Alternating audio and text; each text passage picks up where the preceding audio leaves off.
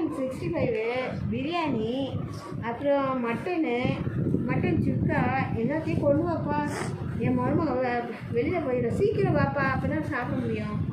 சரி, சீக்கிரம் டெலிவரி பண்ணிடுப்பா. வைக்கிறேன்.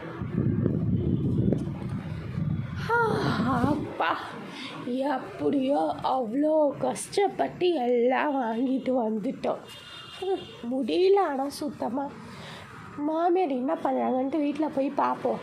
அவங்களுக்கு வேறு ஒன்றும் சமைச்சு கொடுக்காம வேறு வந்துட்டோம். அவங்க என்ன கற்று போகிறாங்களோ. மாமியாரே, என்ன மாமியார் நல்லா தின்னுட்டு என்னமோ ஆர்டர் பண்ணிட்டு தூங்கிட்டு எங்கே